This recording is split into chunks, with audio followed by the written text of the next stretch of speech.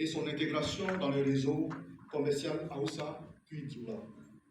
La deuxième partie est intitulée Mori Touré, de sa naissance à la création de Marabadiassa, 1854-1891. Cette partie traite de Mori Touré. Les thèmes principaux abordés incluent ses ambitions politico-militaires, la guerre Mohan-Mla, 1885-1890, la fondation de Marabadiassa et la culture du pardon.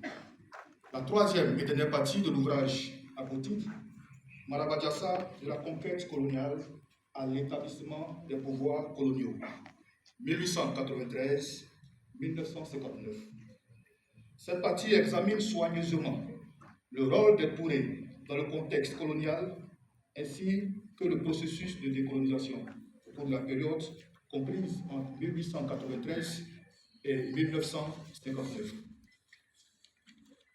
Il est évident que cette progression, tant chronologique que thématique, est robuste et favorise une lecture fluide. Concernant les passages narratifs qui se distinguent, on peut noter que les chapitres relatifs au déplacement caravanier, notamment à la page 70 de l'ouvrage et la page 130 de l'ouvrage, se révèlent être les plus aboutis sur le plan stylistique. L'auteur fait preuve d'un sens aigu du concret et parvient à ancrer la grande histoire dans des détails matériels, composés entre autres des marchandises, des montures, des distances, des intermédiaires commerciaux, etc.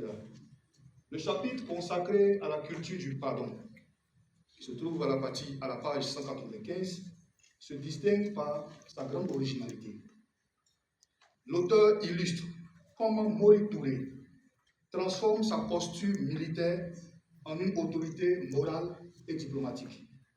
Cela constitue une contribution significative, donc importante, à l'histoire de la réconciliation politique en Afrique de l'Ouest précoloniale.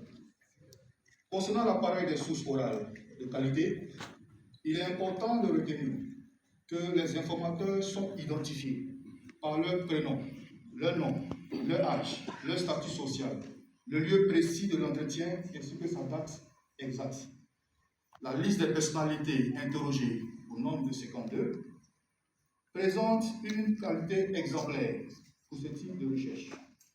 Les entretiens ont été menés en mars et en avril 2022 en Côte d'Ivoire, au Bénin et également au Niger, ce qui implique le profil d'informateurs assez varié.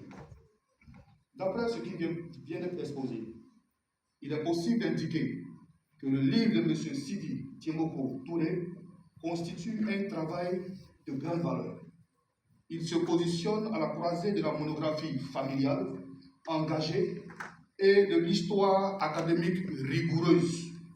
Cet ouvrage de 273 pages, comportant 7 cartes, 2 tableaux et 26 photos, a le potentiel d'être reçu de manière plus large au sein des milieux académiques ivoiriens, ouest-africains et internationaux.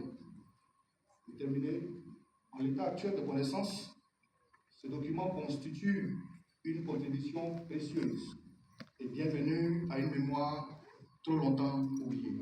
Je vous remercie.